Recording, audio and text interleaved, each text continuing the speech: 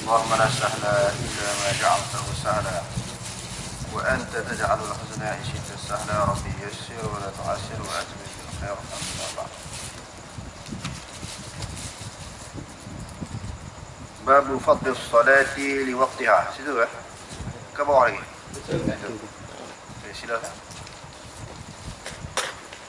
Bab fadli salati li waqtiha. Okey, bab tentang kelebihan sembahyang li waqtiha, yakni ala waqtiha. Li di situ dengan masuk ala. Maknanya bagi waktunya, maknanya atas waktunya.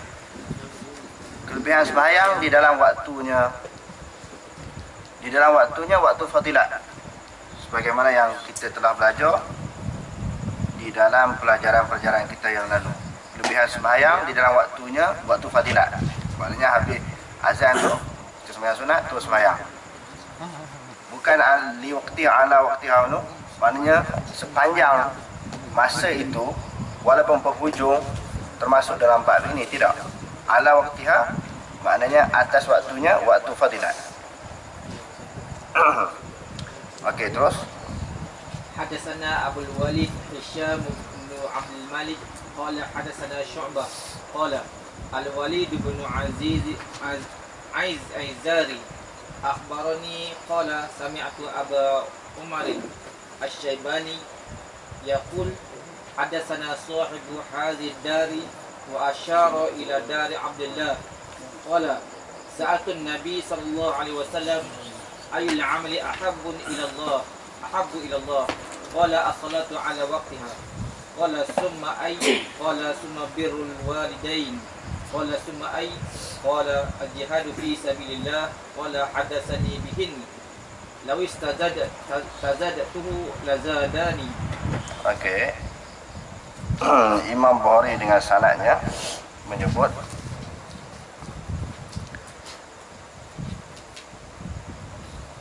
Abu Umar Asy-Syaibani berkata,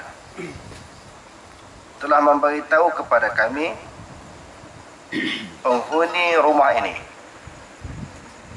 pemilik rumah ini ataupun tuan punya rumah ini. Dia kata apa? Telah memberitahu kepada kami pemilik ataupun tuan kepunyaan rumah ini, wa asyara ila dari Abdullah bin Mas'ud. Abdullah, tetapi Abdullah yang dimaksudkan di situ Abdullah ibnu Mas'ud. Dia kata telah memberitahu kepada kami pemilik rumah ini, lalu dia tunjuk rumah siapa? Rumah Abdullah ibnu Mas'ud. Maknanya Abdullah ibnu Mas'ud lah yang mencerita hadis ini kepada mereka. Abdullah ibnu Mas'ud lah yang meriwayatkan hadis ini, yang menyampaikan hadis ini kepada mereka kepada Umar Asy-Syaibani. Qala sa'altu an-nabiy sallallahu alaihi wasallam.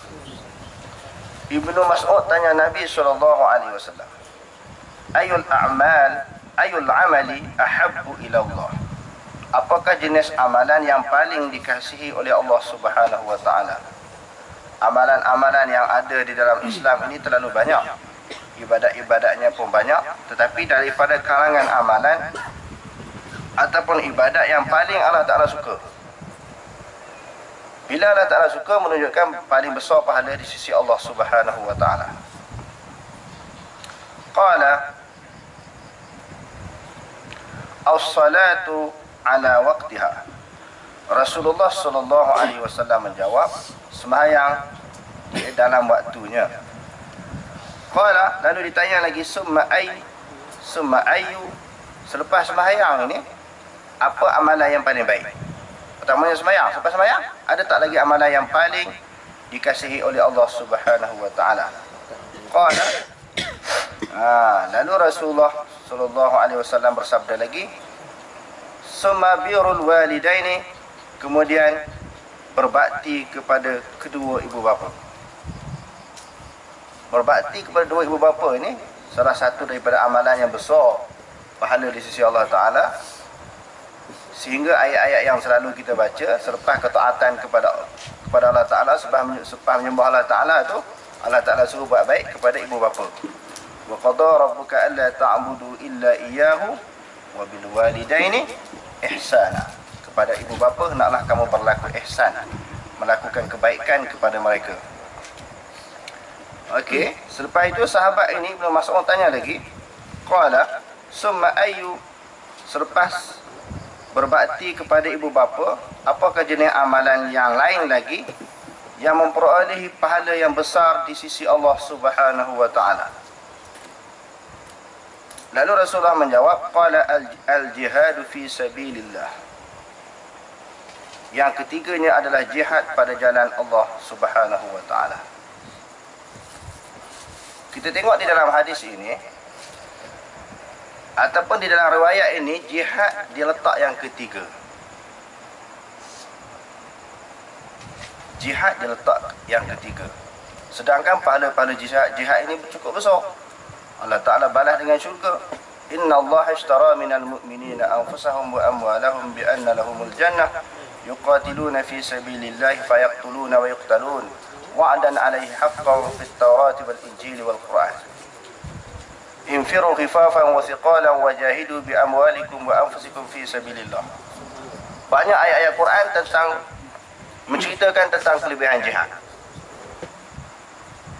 Sedangkan kita tengok dalam hadis ini, Rasulullah letakkan susunan amalan yang paling baik, dia letak susunan yang ketiga. Bila kita campur semua hadis riwayat yang menceritakan kelebihan amalan ini, kita akan jumpa kalau dalam hadis ini dia letak sembahyang di awal waktu. Ada hadis lain dia letak jihad di awal susunan yang pertama. Ada hadis yang lain pula bila ditanya oleh sahabat, dia letakkan berbuat baik kepada ibu bapa yang pertama dia letak. Sebab apa? Dulu pun dah kita sebut. Yang pertamanya, kerana tengok keadaan orang yang tanya. Kalau orang tu buat jihad tak ada masalah. Gerak dia tengah malam pun dia boleh pergi jihad. Tapi bab taat kepada ibu bapa ni dia kurang. Oh, bagi jenis orang yang macam ni, pahala jihad tak ada masalah. Mudah bagi dia, senang bagi dia. Tetapi bab taat kepada ibu bapa ni dia lihat susah, dia rasa berat, dia tak apa bersungguh. Jenis orang macam ni, okey, buat baik kepada ibu bapa dia paling besar pahala untuk dia. Untuk dia. Orang lain untuk jihad. Ada pula di kalangan sahabat-sahabat ni dan orang yang bertanya kepada Rasulullah, taat kepada ibu bapa okey, jihad okey, cuma bab sembahyang dia lihat, dia tak bersungguh, tak bersemangat. Ada di kalangan macam tu sahabat, orang yang bertanya Rasulullah tadi, dia bukan tak sembahyang, dia sembahyang, tetapi di hujung waktu, bagi dia ni as-salatu ala waqtiha, ataupun as-salatu li waqtiha, ataupun as-salatu ala miqatiha. Dia banyak riwayat kan, bagi dia sembahyang pada besar. Bagi dia, tak tanya tu tadi. Yang kedua, tadi tengok situasi orang yang tanya tadi, keadaan orang yang tanya. Rasulullah jawab sesuai dengan soalan yang dikemukakan oleh seseorang, sesuai dengan keadaan dia. Yang kedua, suasana. Suasana. Bila peringkat permulaan jihad, memang jihad yang paling utama, paling besar pahala. Tetapi dah Islam dah menang lah, Islam dah kuat, jihad bukan menjadi perkara yang paling besar pahala dia. Ada amalan lain yang lebih besar pahala. Jadi, yang pertamanya keadaan orang yang tanya. Yang keduanya suasana ketika soalan itu dikemukakan kepada Rasulullah. Begitu juga masalah ketaatan kepada ibu bapa ni, kadang tak atas, kadang tak yang kedua. Jadi suasana pada masa itu orang mudah nak taat kepada ibu bapa, dan suasana pada ketika Rasulullah SAW memberi jawapan terhadap persoalan yang dikemukakan oleh sahabat, orang lambat sembahyang. Sembahyang ini menjadi besar setelah orang lain rasa berat. Jadi di sini para ulama sebut ada dua alasan. Kenapa jawab yang berbeza? Soalan yang sama, Rasulullah jawab itu, diletakkan susunan itu tidak sama antara jawapan pertama, kedua, ketiga. Datang orang lain pula tanya soalan yang sama, diletak susunan amalan yang baik itu berdasarkan kepada orang dan suasana keadaan pada ketika itu. Lalu Abdullah ibnu Mas'ud kata, sekiranya aku minta tambah lagi, qala haddatsani bihinna, Rasulullah memberitahu kepada aku bihinna, iaitu beberapa perkara tadi, sembahyang, buat baik kepada ibu bapa dan jihad. Ini yang Rasulullah bagi tahu kepada aku. Setelah aku tanya, apa amalan yang paling baik. Tetapi bila kalau sekiranya aku minta tambah, walau istazadtuhu lazadani. Walau istazadtuhu lazadani. Kalau aku tanya lagi soalan, dia akan tambah lagi. Tapi aku tanya setakat tu je. Aku tanya setakat 3 soalan. Jadi Abdullah bin Mas'ud kata, kalau aku tanya lagi, dia jawab lagi ni. Tapi oleh kerana 3 soalan itu yang aku tanya kepada Rasulullah, dijawab yang tu sahaja. Okey, terus. Bab as-salawatil khamsu kaffarah. Okey. Bab berhubung dengan semayang 5 waktu ini adalah merupakan kafarah, penebus ataupun penghapus kepada dosa.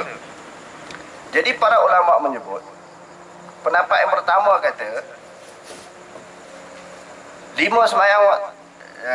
waktu saya semalam ini, siapa-siapa yang buat dosa kecil, Allah Ta'ala ampun dosa dia. Berdasarkan kepada ayat-ayat Quran yang selalu kita baca kan, innal hasanati yuzhibna sayyi'at.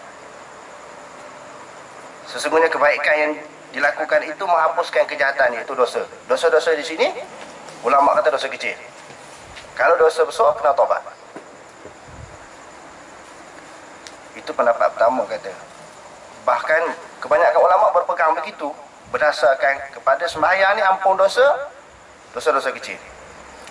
Pendapat yang kedua dia letak syarat pula. Ulama kata syarat Allah Ta'ala nak ampun dosa-dosa kecil itu orang tu tak pernah buat dosa besar. Dalam hidup dia tak pernah buat dosa besar.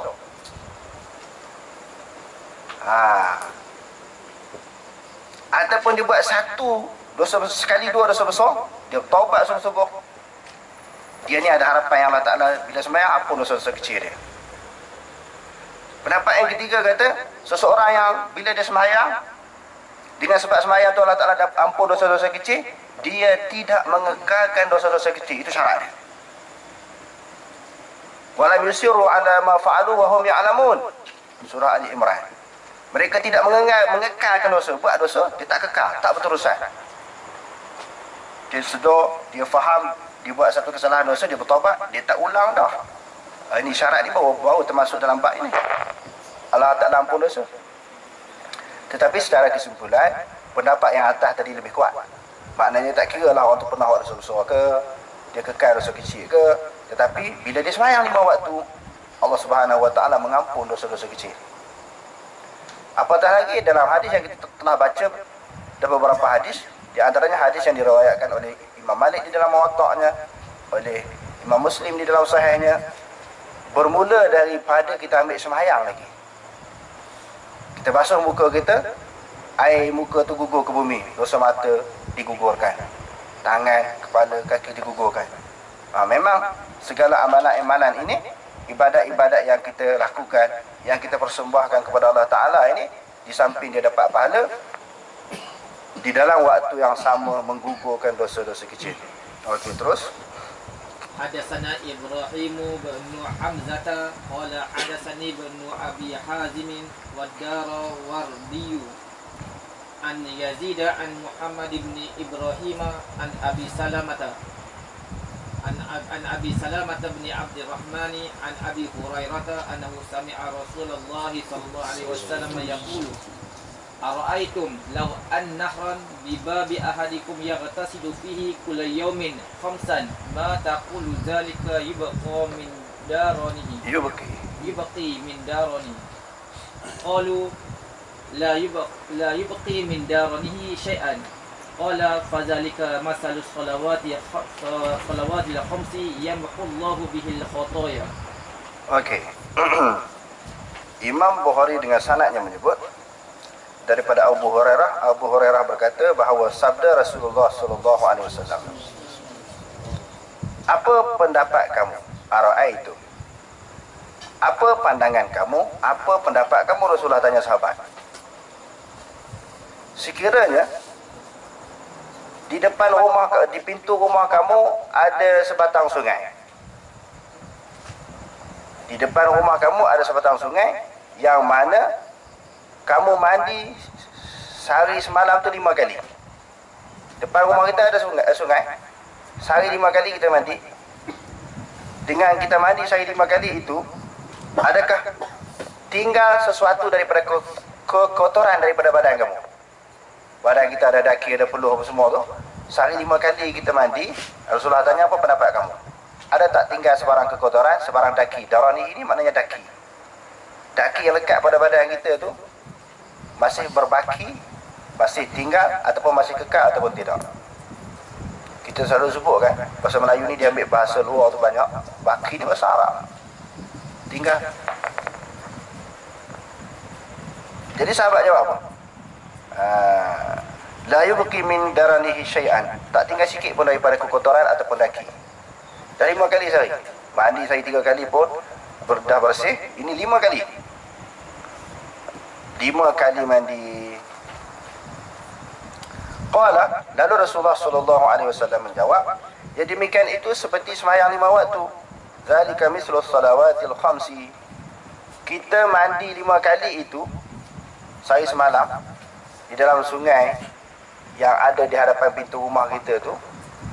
Demikian itu perumpamaan ataupun contoh seperti kita mengambil sembahyang sehari 5 kali. Sehari semalam 5 kali. Sebab itu sebagaimana yang kita sebutkan tadi, dengan sembahyang saja Allah Ta'ala ampun dosa. Dosa-dosa kecil. Memang dosa besar tak buat. Lepas tu, kalau terlanjur buat dosa-dosa kecil, Allah Ta'ala ampun dengan sembahyang. Baru ni kita puasa, ampun dengan puasa. Lepas tu ada qiyamul lail pula, ampun dengan qiyamul lail, dengan haji, dengan umrah, dengan sedekah. Tak lama lagi korban pula. Jadi maknanya fadilah ibadat yang kita lakukan kepada Allah Ta'ala ni, di samping pahala tu dia meningkat. Setiap hari, setiap kali kita melakukan ibadat, maka bertambah pahala. Dalam waktu yang sama dia gugur dosa. Buat ibadat gugur dosa, buat ibadat gugur dosa, buat ibadat gugur dosa, buat ibadat gugur dosa. Sebab tu ketika kita melakukan ibadat ni, kita kena rasa bersemangat, bersungguh, rasa seronok. Jangan rasa pas sembahyang, rasa berat tak sembahyang. Jangan. Kita rasa pas sembahyang seronok. Sebab sembahyang rasa seronok lagi. Rasa nak sembahyang kali kedua pula. Pas sembahyang maghrib, teringin pula nak sembahyang isyak. Seronok betul sembahyang. Lepas sembahyang isyak, tak sabar-sabar pula nak tunggu sembahyang subuh ni. Fadzalikumur ribat. Disebut dalam hadis fadzalikumur ribat. Yang demikian itulah kata Nabi SAW adalah ribat. Ribat ni maknanya tunggu di perbatasan perang. Medan jihad ni kawan duduk tidur rehat, kita guna senjata, itu ribat, jaga, sempadan. Jaga daripada sengarangan musuh. Kalau musuh nak serang, kita mati dulu. Sahabat kita biar dia tidur. Sampai macam tu. Jadi lepas sembahyang, tunggu sembahyang yang kedua, itu ribat, pahala ribat. Pahala jaga berkawan di medan perang. Lalu Rasulullah SAW bersabda, itulah sembahyang 5 waktu, yamhullahu bihi khataya, menghapuskan dengan menunaikan sembahyang itu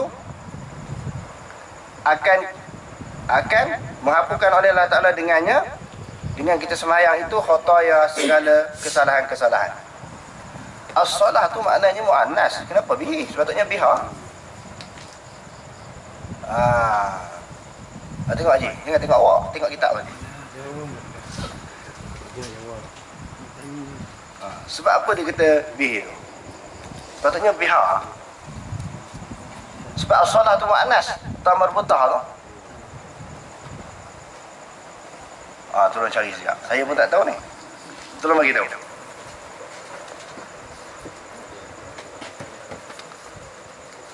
Ini ada jemputan untuk mengaji bersanad di mana? Ustaz apa? Cari. Di Ipoh. Pondok Kota Raja. Yang ni dapat kita bagi sanad malam ni. Kalau boleh cerita bihi tu. Malam ni juga kita bagi sanad. Sanad ni bukannya payah. Orang nak gila-gila nak mengaji bersanad ni kan. Kita boleh betul state sanad tu beribu kita boleh bagi. Okey. Apa dia? La adri. Tengok. Cara orang mengaji. Alif lam. Memang betul alif lam, tetapi dia mu'annas as-salah itu. Bihi itu kembali kepada mana ha tu. Hi. Sepatutnya biha kan? Tak apalah saya tolong jawab. Kalau tuan-tuan jawab panjang sangat. Huraian lebih kemas. Saya tolong jawab dengan cara yang ringkas. Dia ada ussalah. Bihi itu, bihi ada ussalah. Dengannya, dengan menunaikan sembahyang. Ada itu maknanya berzakar. Itu takdir dia. Kan dalam kitab-kitab Arab ni, kalau Quran ke hadisnya, kadang-kadang ada benda yang takdir. Macam kita telah belajar dulu bab la taqrabus solah, sebagai ulama kata la taqrabu mawadhi'us salati. Jangan kamu menghampiri tempat-tempat sembahyang. Tapi yang betulnya tempat sembahyang itu sendiri. Sembahyang itu sendiri la taqrabus solah, jangan kamu hampiri sembahyang. Laula an asyqa ala ummati la amartukum bisiwak inda kulli salatin. Inda kulli wudu'is salati. Dia ada takdir dia. Okey, dengan apa tadi?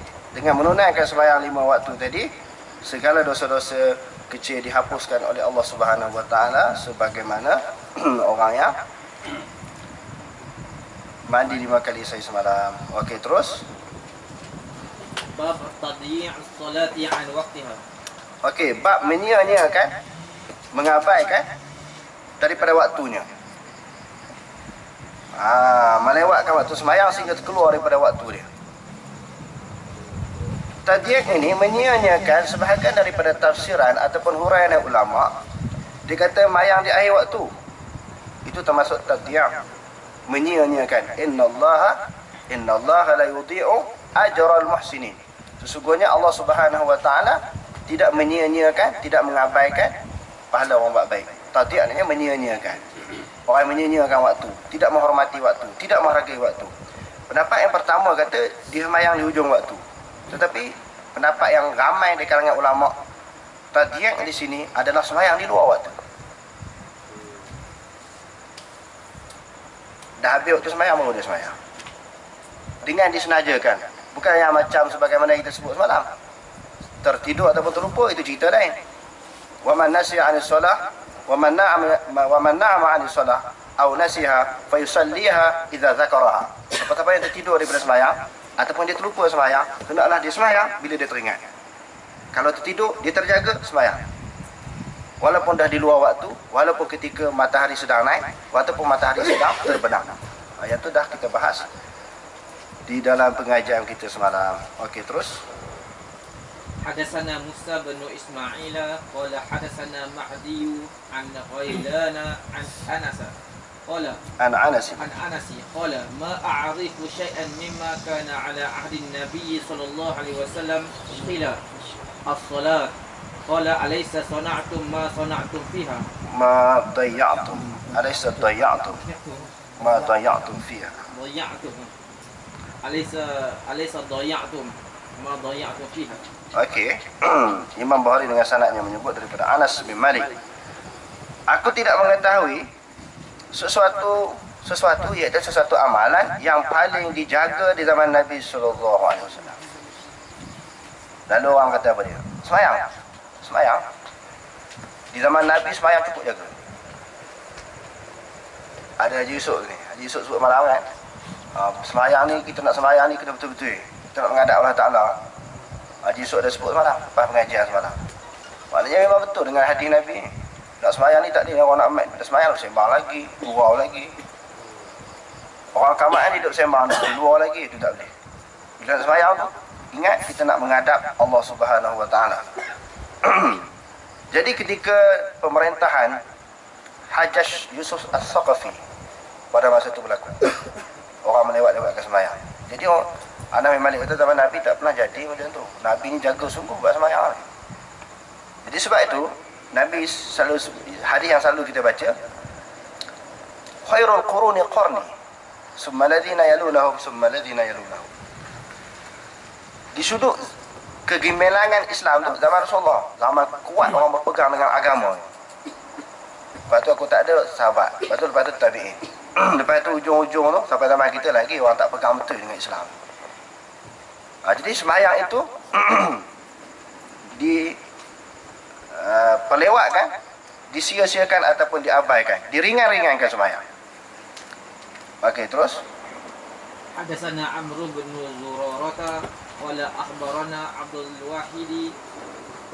الواحد بن واصل أبو عبيدة الحداد عن عثمان بن أبي رواد أخي عبد العزيز قال سمعت الزهري يقول دخلت على أنس بن مالك بدمشق وهو يبكي فقلت ما يبكيك فقال لا أعرف شيئا مما أدركت إلا هذه الصلاة وهذه الصلاة قد ضيعت وقال بكر حدثنا محمد بن بكر الفرساني أخبرنا عثمان بن أبي رواد نحوه. Imam Bukhari dengan sanadnya menyebut Abdul Aziz bin Abi Rawat kata, aku telah mendengar Zuhri berkata. Aku telah mendengar Az-Zuhri berkata. Zuhri kata, aku telah pergi bertemu dengan Anas bin Malik di Dimashq, Damsyik, iaitu ibu negara Syria sekarang. Aku pergi bertemu dengan Anas bin Malik, hal keadaannya ketika itu Anas bin Malik sedang menangis. Di dalam keadaan Anas bin Malik sedang menangis. Lalu Zuhri tanya kepada dia, sebab apa kamu menangis? Ma yubkika? Apakah sebab kamu menangis? Lalu Anas kata, faqala la a'rifu syai'an mimma adraktu illa hadhihi as-salah wa hadhihi as-salatu qad dhiya'at. Apa yang aku dapati, iaitu dapati di zaman Nabi, sembahyang ini dijaga dengan betul, tapi sekarang ini telah dhiya'at, disia-siakan. Maknanya diperlewatkan sembahyang. Tengok sahabat ni betul-betul jaga sungguh sembahyang. Selain daripada Rasulullah ni, sahabat ni jaga sungguh sembahyang. Bila suasana tu dah berubah, zaman Rasulullah macam ni jaga sembahyang, bila dah zaman kita Rasulullah tak ada, lebih kurang je buat sembahyang ni. Oh, tu je sedih. Apabila suatu hukum diabaikan, jadi sahabat menangis. Sebab sahabat ni kuat berpegang dengan hukum. Sahabat-sahabat ni bini-bini kuat sangat pegang dengan hukum. Dan ketika mereka itu wujud di zaman Rasulullah, hukum itu sedang diturunkan oleh Allah Ta'ala melalui wahyu. Maknanya hukum tu untuk turun, orang kata macam duduk panas-panas lagi. Macam makan pau panas kan, goreng pisang panas lagi, tengah duduk panas lagi hukum tu turun. Berlaku di zaman mereka, ketika mereka bersama dengan Rasulullah. Dia kata sedih sangat bila Rasulullah dah wafat ini, sembahyang itu disia-siakan, diringan-ringankan. Sembahyang itu telah diringankan, dia kata. Lalu telah berkata Abu Bakar bin Khalaf, telah memberitahu kepada kami oleh Muhammad bin Bakar al-Bursani, telah memberitahu kepada kami Utsman bin Abi Rawadin, nahwahu, seumpama hadis di atas tadi. Wallahu a'lam.